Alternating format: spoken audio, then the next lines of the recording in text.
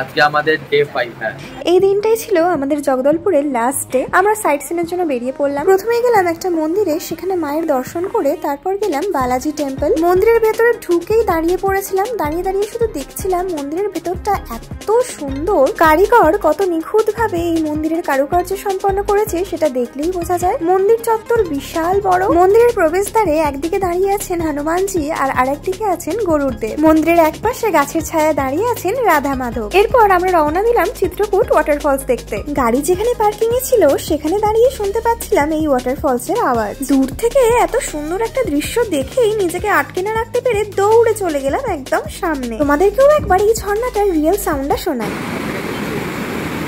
মনে হচ্ছিল এই জায়গাটায় দাঁড়িয়ে দাঁড়িয়ে ঘন্টার পর ঘন্টা শুধু দেখেই যাই। আমরা কিন্তু প্রচুর ছবি ভিডিও তুলেছি, তোমরা সবই দেখতে পাবে আমাদের ইনস্টাগ্রাম আর ফেসবুক পেজে। প্লিজ ফলো করে নিও। রাস্তার দুধারে এরকম অনেক দোকান বসেছে যেখানে বেশিরভাগ জিনিসই বেতের আর বাঁশের তৈরি। আর তিনি হাতে লাঠি পেয়ে একটু খেলা দেখিয়ে নিলেন। সবাই ওখান থেকে অনেক জিনিস কিনেছিল, তার মধ্যে এই দুটো কুড়ুল কিনেছিল, সেটা নিয়ে লড়াই শুরু হয়ে গেছে। আমরা তো সেদিন সকাল সকালে বেরিয়ে পড়েছিলাম, তাই সেরকম কিছু ব্রেকফাস্ট করতে পারিনি। গাড়ির মধ্যেই মুড়ি মাখা হয়েছিল, সেটাই সবাই মিলে খাওয়া হলো। এরপর আমরা পৌঁছালাম চিত্রধারা ওয়াটারফলসে। যেখানে গিয়ে দেখি ঝর্ণায় জল বইছে ঠিকই, কিন্তু একটুও চঞ্চল নয়, একদম শান্ত। কথায় আছে নাকি এই ঝর্ণার জল অবিরাম এই একই ধারায় বয়ে চলেছে, তাই জন্য এই ঝর্ণার নাম চিত্রধারা। এরপর আমরা সেরে নিলাম আমাদের দুপুরের লাঞ্চ। এই যে লঙ্কা, এই যে একদম খুব খুশি লঙ্কা দেখে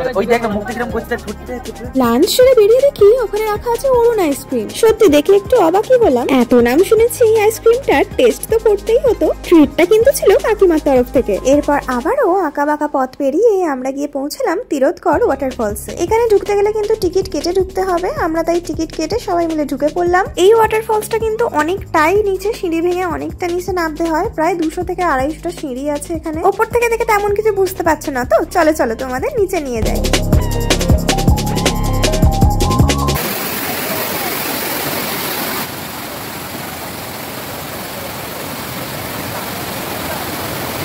এই জায়গাটায় গিয়ে আমার বাহুবলীর সিনটার কথা মনে পড়ে যাচ্ছিল, যেখানে বাহুবলী ঝর্ণার পাহাড় চড়ছিল। আমরা দুটিতে দূরে না দাঁড়িয়ে থেকে চলে গেলাম একদম ঝর্ণার কাছে, মানে বলা যেতে পারে প্রায় ঝর্ণার নিচেই, শুধু স্নান করাটুকু বাকি ছিল। উফ, কি যে ভালো লাগছিল, মানে কি বলবো, ও তো নাচতে শুরু করে দিয়েছিল। ওই স্লিপারি পাথরগুলো পেরিয়ে আমরা কিন্তু খুব রিস্কেই এই জায়গাটাতে উঠেছিলাম। এই মুহূর্তটা আমরা দুজনে কোনোদিন ভুলতে পারবো না, এত এনজয় করেছি।